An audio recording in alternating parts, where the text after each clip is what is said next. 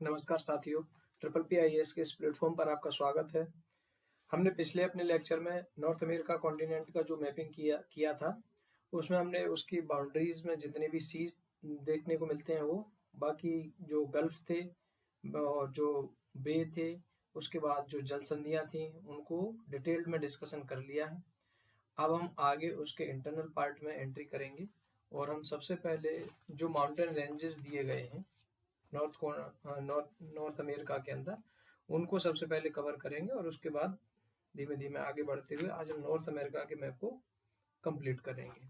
तो सबसे पहले आप अपना एटलस अपने सामने रखिए, हाइलाइटर अपने हाथ में रखिए और मैं जो मार्क कर रहा हूँ उनको आप मार्क करते हुए आगे बढ़िए।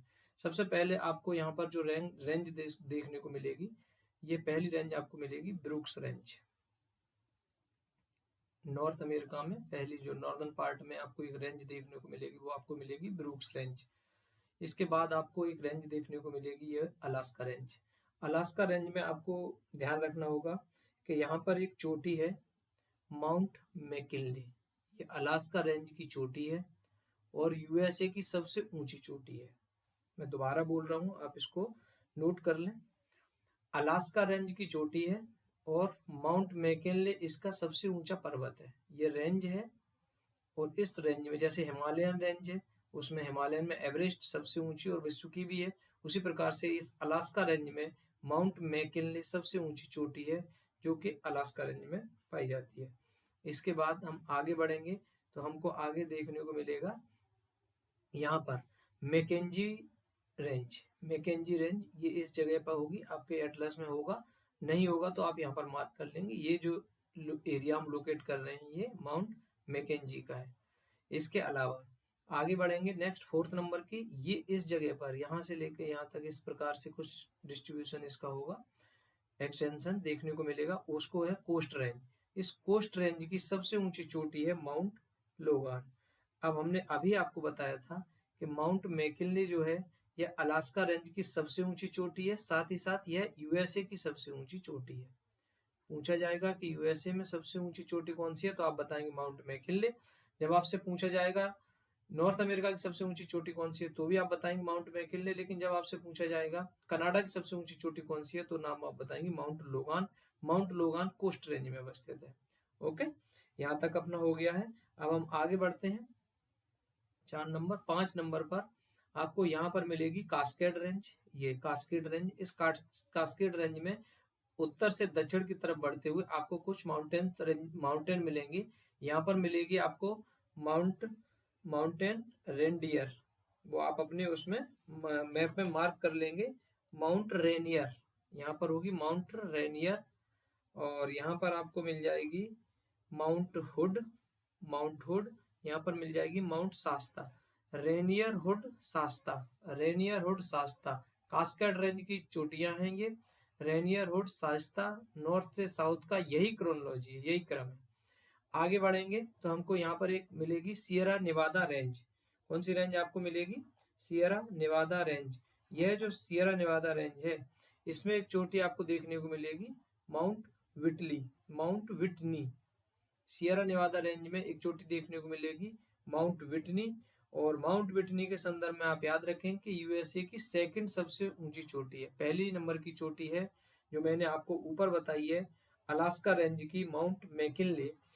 उसके बाद सियरा नेवादा रेंज में अवस्थित माउंट विटनी अमेरिका की दूसरी चोटी है, जबकि यदि हम नॉर्थ अमेरिका में देखें तो ये तीसरी हो जाएगी, क्योंकि माउंट मैकिनले सबसे ऊंची है, उसके बाद माउंट लोगान है और माउंट लोगान दूसरी सबसे ऊंची नॉर्थ अमेरिका की चोटी है, लेकिन कनाडा की सबसे ऊंची चोटी है। नॉर्थ अमेरिका की तीसरी सबसे ऊंची चोटी माउंट विटली है, जबकि अमेरिका की यानी यूएसए की दूसरी सबसे ऊंची चोटी यह माउंट विटनी है। आगे जब आप बढ़ेंगे तो आपको देखने को मिलेगा ये रॉकी माउंटेन। ये रॉकी माउंटेन के इस एरिया में आपको एक माउंटेन देखने को मिलेगा, उसका नाम है माउंट एलबर्ट। रॉकी माउंटेन की सबसे ऊंची चोटी है माउंट एलबर्ट। पूछा जा सकता है माउंट एलबर्ट किस रेंज की चोटी है या किस देश में है, तो इस प्रकार के क्वेश्चन चाहे तो रेंजेस के नाम से फॉर्म हो सकते हैं, या फिर कोई भी जो मैं माउंटेन नाम ले रहा हूँ इन माउंटेन्स के नाम से फॉर्म हो सकते हैं। तो आपको दोनों तरीके से इनको याद रखना है। अपने एटलस में इनको मार्क कर लीजिए और इनको बार बार देखिए, तो आपको ये याद हो जाएंगे, फिर आप इनको भूलेंगे नहीं। और जब भूलेंगे नहीं तो आप इजीली इनको क्वेश्चन को सॉल्व कर पाएंगे। अब और आगे आएंगे मैक्सिको की तरफ, तो यहाँ पर आपको मिलेगा सियरा माद्रे ऑक्सीडेंटल। 8वें नंबर की रेंज है नॉर्थ अमेरिका की, सियरा माद्रे ऑक्सीडेंटल। उसी प्रकार से यहाँ पर एक रेंज आपको देखने को मिलेगी जिसका नाम होगा सियरा माद्रे ओरिएंटल। इधर वाली ऑक्सीडेंटल है, यानी पूर्वी भाग, सॉरी पश्चिमी भाग की तरफ जो रेंज है मैक्सिको के या उत्तरी अमेरिका के पूर्वी भाग में आपको जो रेंज देखने को मिलेगी कैलिफोर्निया की खाड़ी के नीचे, वो मिलेगी आपको सियरा माद्रे ऑक्सीडेंटल। और जो पूर्वी भाग की तरफ जो रेंज आपको देखने को मिलेगी वो मिलेगी सियरा माद्रे ओरिएंटल। इन दोनों के बीच में यहाँ पर मैक्सिको का प्लेटो आपको देखने को मिल जाएगा। अब इतना अपने एटलस में मार्क कर लो। उसके बाद हम आगे बढ़ते हैं। अब हम देखेंगे इनके जो लेक्स दिए हुए हैं। बाकी अभी रेंजेस में अगर हम बात करें तो ये जो सियरा नेवादा है, ये सियरा नेवादा जिसकी चोटी थी माउंट विटनी, इसके पास में ही अमेरिका में साल्ट लेक सिटी भी है और यहीं पर एक वैली पाई जाती है जिसका नाम है डेथ वैली। कई बार क्वेश्चन आता है डेथ वैली कहाँ पर है, कैलिफोर्निया स्टेट के सियरा नेवादा रेंज में है। ये तो बिल्कुल नजदीकी लोकेशन हमने बोल दी कि डेथ वैली सियरा नेवादा में सैन फ्रांसिस्को में सियरा नेवादा रेंज में अवस्थित है। यदि और हम डिटेल में जाएं या मतलब और कॉन्टिनेंटल के लेवल पर बताएं तो ये नॉर्थ अमेरिका में, देश के ऊपर बताएं तो ये यूएसए के अंदर है। तो इस प्रकार से कैसे भी क्वेश्चन आ जाए आपको इसको सॉल्व करना ही करना है। साथ ही आप ये याद रखेंगे कि ये जो डेथ वैली है यह एक भ्रंश घाटी है, रिफ्ट वैली का उदाहरण है और यह यूएसए का सबसे नीचा स्थान है, यूएसए का सबसे निचला और गर्म स्थान है, इसलिए आप इस रेंज को याद रखेंगे। तो आप लोगों ने, हम बात कर रहे थे इसकी डेथ वैली की, हमने आपको बता दिया इसका, आप इसे याद रखेंगे। आगे एक माउंटेन काफी पॉपुलर है यहाँ पर, एपलेशियन माउंटेन। ये पूर्वी भाग में है एपलेशियन माउंटेन, मार्क कर लो अपने एटलस में। इसके जो विस्तार है, इसका विस्तार हम इस प्रकार से देख सकते हैं। यह कनाडा का क्यूबेक शहर है, यहाँ से लेकर कनाडा के क्यूबेक से लेकर यूएसए के बर्मिंघम तक का इसका विस्तार देखने को मिलता है। इसको आप अपने भारत में जो अरावली रेंजेस है जिसका विस्तार दिल्ली से गुजरात तक देखने को मिलता है, उसी की तरह से आप इसको देख सकते हैं एपलेशियन माउंटेन को।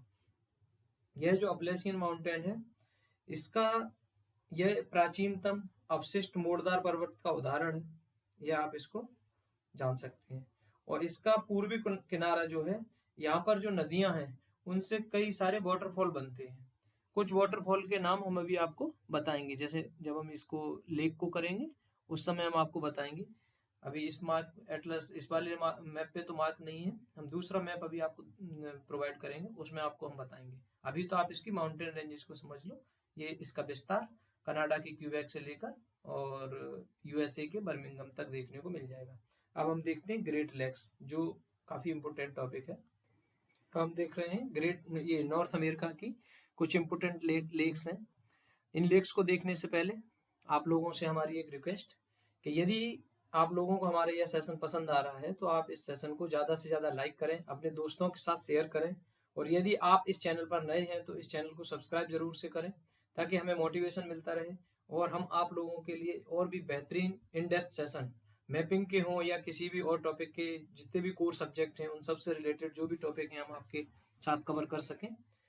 तो आप हमारे चैनल को सब्सक्राइब करिए जरूर से और अपने दोस्तों के साथ इस जो भी प्रोग्राम चलाए जा रहे हैं इनको शेयर करिए और ज़्यादा से ज़्यादा लाइक करिए। हम देखेंगे अब इम्पोर्टेंट लेक्स के बारे में जो नॉर्थ अमेरिका की है। तो यहाँ से हम शुरू करेंगे। तो आपको पहले मिलेगी ग्रेट बियर लेक, उसके बाद ग्रेट स्लैव लेक, उसके बाद आपको मिलेगी अथावास्का लेक, उसके बाद यहाँ पर अथावास्का लेक और विनिपेग लेक के बीच में आपको यहाँ पर रेंडियर लेक मिल जाएगी, लेक रेंडियर। तो ये 5 लेक हो गई, जिसमें Great Bear Lake, Great Slave Lake, Great Lake Athabasca, Lake Reindeer और लेक विनिपेग, ये 5 लेक हो गई। आप इनको याद रखेंगे। यह जो लेक विनिपेग है यह कनाडा में क्या, ये पांचों जो पांचों लेक हमने आपको जो बताई हैं, ये यहाँ तक वाली, ये सभी कनाडा में ही अवस्थित है। ये कनाडा में हिम नदी अवशिष्ट झील के उदाहरण के रूप में जानी जाती हैं, लेकिन इसमें भी जो विनिपेग लेक है, इसके तट पर एक शहर अवस्थित है विनिपेग। यहाँ पर विश्व की गेहूं की सबसे बड़ी मंडी देखने को मिलती है, तो आप इस बात को याद रखेंगे। इसके अलावा अब हम देखते हैं जो ग्रेट लेक्स के नाम से जानी जाती हैं, उसके अंदर भी 5 लेक्स आती हैं, जिसमें पहली लेक आपकी हो जाएगी सुपीरियर लेक, दूसरी हो जाएगी हुर्रून लेक, ओंटारियो लेक, एरी लेक और मिचिगन लेक। पहली, एक सेकेंड कलर चेंज करो तो आपको अच्छे से दिखेगा। ये यहाँ पर आपको पहले नंबर की हो जाएगी लेक सुपीरियर, दूसरे नंबर की हो जाएगी लेक हुर्रून, तीसरे की हो जाएगी लेक ओंटारियो, और चौथे की हो जाएगी लेक एरी, और पांचवे की हो जाएगी लेक मिचिगन। ये 5 लेक हैं, इनको मिलाकर ग्रेट लेक्स के नाम से जाना जाता है। इसमें से जो ये 4 लेक हैं, first Superior lake, Huron lake, Ontario lake और एरी लेक, ये तो आपको कनाडा में कनाडा और यूएसए दोनों में देखने को मिलेंगी। जबकि ये वाली जो लेक है लेक मिचिगन, ये केवल और केवल यूएसए के अंदर देखने को मिलेगी। मोस्ट इंपोर्टेंट है, आप इसको मार्क कर लेंगे। इन पांचों में ये वाली जो लेक है लेक मिचिगन, ये लेक आपको केवल और केवल यूएसए के अंदर देखने को मिलेगी। जबकि सुपीरियर, हुर्रून, ओंटारियो और एरी, ये सारी लेक आपको यूएस और कनाडा दोनों के अंदर देखने को मिलेंगी। साथ ही आपको ये जो लेक सुपीरियर है, इस सुपीरियर लेक से हुर्रून लेक तक आपको जाना है, तो आपको यहाँ पर बीच में सू कैनाल देखने को मिलेगा, SOO सू और कैनाल। हुर्रून से इसके सुपीरियर से हुर्रून तक या हुर्रून से सुपीरियर तक जाओगे तो सू कैनाल के होते हुए आपको क्रॉस करना होगा, यह बात आप याद रखेंगे। जैसे सुपीरियर से हुर्रून लेक तक जाने के लिए सू कैनाल आपको देखने को मिलेगा, उसी प्रकार से ओंटारियो से लेकर एरी तक आने के लिए यहाँ पर आपको बेल एंड कैनाल देखने को मिलेगा, बेल एंड कैनाल। कहाँ से? ओंटारियो से एरी तक आने के लिए। इसी बेल एंड कैनाल के पास में ही नॉर्थ अमेरिका का सबसे ऊंचा वाटरफॉल नियाग्रा वाटरफॉल देखने को आपको यहाँ पर मिल जाएगा, नियाग्रा वाटरफॉल। जबकि जो ये एरी है लेक एरी, इसी लेक एरी इसके तट पर यह एक शहर अवस्थित है डेट्रॉइट। यह विश्व में ऑटोमोबाइल का एक प्रमुख केंद्र है, डेट्रॉइट। साथ ही आपको ओंटारियो के संबंध में एक फैक्ट और जान लेना होगा। यह जो लेक ओंटारियो है, यह इन ग्रेट लेक्स में सबसे छोटी है, और जबकि जो सुपीरियर लेक है ये ग्रेट लेक्स में सबसे बड़ी है। इस ओंटारियो से सेंट लॉरेंस नदी निकलती है, जो ये इस तरीके से बहते हुए यहाँ आती है, गल्फ ऑफ सेंट लॉरेंस है। तो ये इस प्रकार से यहाँ पर ओंटारियो से निकलती हुई सेंट लॉरेंस नदी बहती है।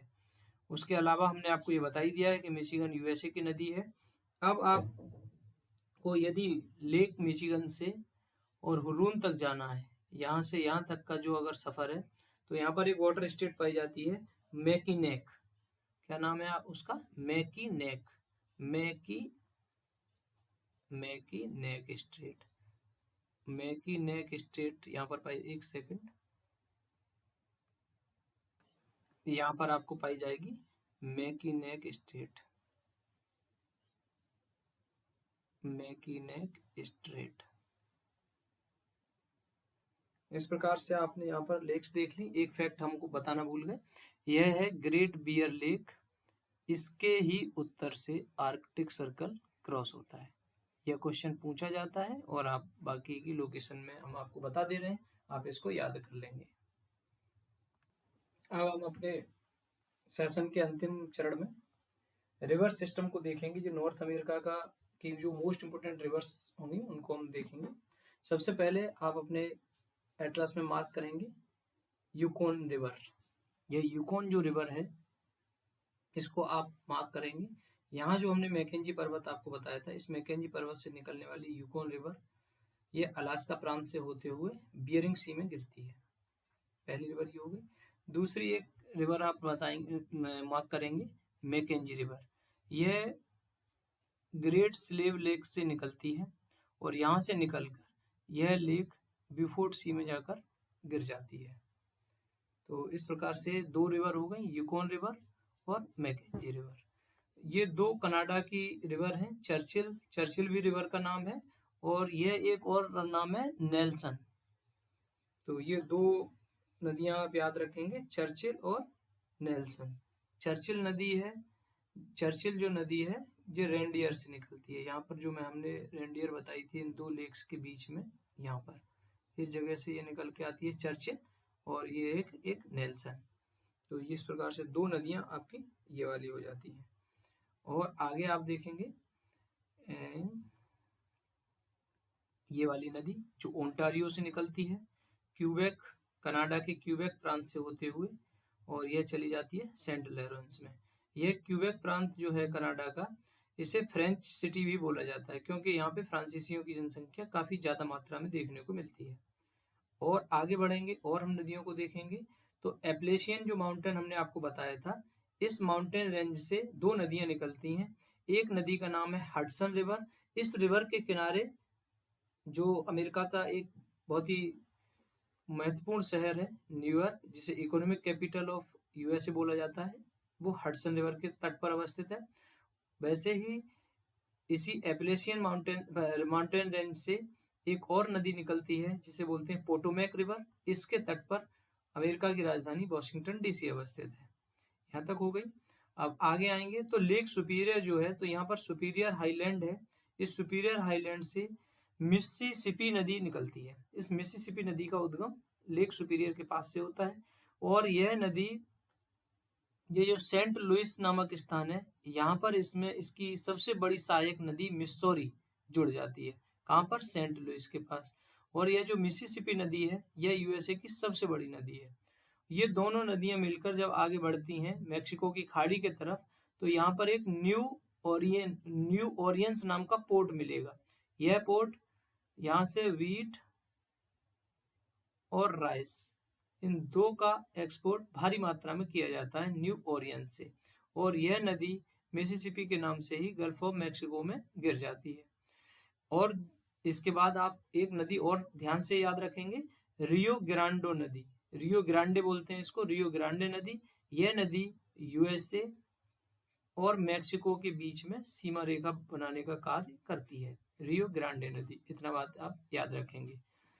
यह जो रॉकी माउंटेन हमने आपको यहाँ पर बताया था, इस रॉकी माउंटेन से एक नदी निकलती है, कोलोराडो रिवर। इस कोलोराडो जो रिवर है, यह सैन डियागो से होते हुए गल्फ ऑफ कैलिफोर्निया यानी कैलिफोर्निया की खाड़ी में गिर जाती है। इसी कोलोराडो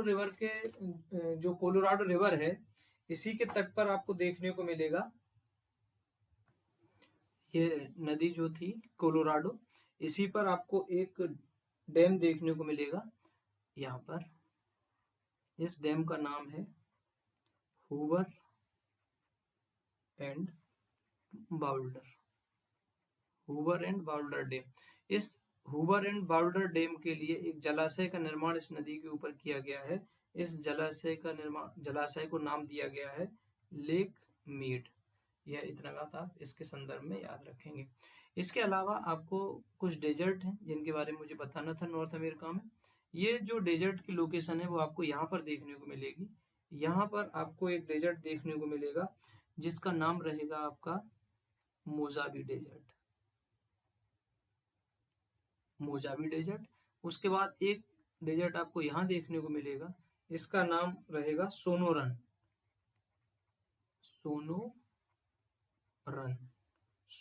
डेजर्ट। ये 2 डेजर्ट यहाँ पर देखने को मिलेंगे जो मोस्ट इम्पोर्टेंट डेजर्ट है। और इसके अलावा इसका प्रेरी जो क्षेत्र है, यह प्रेरी क्षेत्र क्या है, इसके बारे में आपको हमने जो दक्षिणी अमेरिका के क्षेत्र हैं उनके नाम बताएंगे। उसके साथ ही आपको हम यहीं पर जो नॉर्थ अमेरिका में यह प्रेरीज जो पाया जाता है, यह प्रेरीज नॉर्थ अमेरिका के शीतोष्ण कटिबंधीय घास का मैदान है। यह उष्ण कटिबंधीय घास का मैदान नहीं है, यह शीतोष्ण कटिबंधीय घास का मैदान है। या इस प्रकार से क्वेश्चन बनाया जा सकता है कि उत्तरी अमेरिका में पाए जाने वाले शीतोष्ण कटिबंधीय घास के मैदान के नाम क्या है, तो आप बता देंगे प्रेरीज। तो यहाँ से आपको क्लियर हो गया कि उष्णकटिबंधीय नहीं है। शीतोष्णकटिबंधीय घास का मैदान जो नॉर्थ अमेरिका में पाया जाता है उसे हम प्रेरी के नाम से जानते हैं। यहाँ पर एक फैक्ट यहाँ पर बचा है, यह जो कोलोराडो रिवर है इसी के पास यहाँ पर एरिजोना प्रांत जो यूएसए का है, इस एरिजोना प्रांत में जहाँ पर यह नदी गिरती है उस से जो घाटी का निर्माण हुआ है, यानी कोलोराडो नदी के द्वारा एरिजोना प्रांत में जिस घाटी का निर्माण किया गया है उसे ग्रैंड कैनियन के नाम से जाना जाता है। कैनियन का निर्माण कब होता है आप भी बहुत अच्छे जानते होंगे कि इस प्रकार की यह वाला जो वी आकार की अगर कोई वैली बनती है, कोई घाटी बनती है, तो इसी का जब बड़ा रूप हो जाए तो उसे गार्ज बोल दिया जाता है। गार्ज, इसका बड़ा रूप हो जाए तो गार्ज, और इसी का और भी ज्यादा बड़ा रूप हो जाए तो उसी को कैनियन के नाम से, कैनियन के नाम से जाना जाता है। तो ये कोलोराडो नदी है, ये एरिजोना प्रांत में जहां पर गिरती है वहां कैनियन का निर्माण करती है। मेरे हिसाब से अब हमने नॉर्थ अमेरिका का जितना भी मैपिंग से संबंधित क्वेश्चन बन सकते हैं उससे रिलेटेड जो भी डिस्कशन की जानी चाहिए थी हम कर चुके हैं। अब हम कल आपके साथ साउथ अमेरिका की डिस्कशन स्टार्ट करेंगे और साउथ अमेरिका की डिस्कशन के साथ आगे बढ़ेंगे और हम साउथ अमेरिका का पूरा मैप कल ही कवर कर लेंगे। उसके बाद आगे हम यूरोप के बाद हम आगे अफ्रीका, और अफ्रीका के बाद एशिया, और एशिया के बाद हम लास्ट में आपको ऑस्ट्रेलिया का कराएंगे और उसके साथ हम मैपिंग की सेशन समाप्त कर लेंगे। और मैपिंग का सेशन जैसे ही हमारा कंप्लीट होता है उसके बाद हम उत्तर प्रदेश के जो 5वें और 6वें पेपर हैं मेंस के, उसमें 5th पेपर शुरू करेंगे। आप लोग कनेक्ट रहें और जो भी लोग इस सेशन को सुन रहे हैं पसंद आ रहा है तो आप इसे अपने दोस्तों के साथ ज़्यादा से ज़्यादा शेयर करें, लाइक करें, और हमें कमेंट में जो भी क्वेश्चन हम पूछते हैं उनको जरूर से उनका आंसर कीजिए। आप अगर उसमें कनेक्ट होंगे तो आपको जो भी आंसर एक बार आपने अगर कर दिया आप भूलेंगे नहीं, एग्जाम हॉल में आप उसको किसी भी प्रकार से याद कर ही ले जाएंगे, इसलिए आंसर जरूर कीजिएगा। आंसर को आप करेंगे तो आपकी जो मेमोरी पावर है वो भी डेवलप होगी। ठीक है, आज का सेशन हम यहीं समाप्त करते हैं। और जिन भी लोगों को इस जितनी मैपिंग हुई है इंडिया से लेके अभी नॉर्थ अमेरिका तक की, वो पीडीएफ अगर लेना चाहते हैं तो आप लोग टेलीग्राम पर जाकर वहां से पीडीएफ प्राप्त कर सकते हैं। आज हम यहाँ तक की पीडीएफ सारी अवेलेबल करा देंगे यहाँ पर। आप लोगों ने ध्यानपूर्वक इस सेशन को सुना, इसके लिए आपका बहुत बहुत धन्यवाद। आपका दिन शुभ हो। जय हिंद।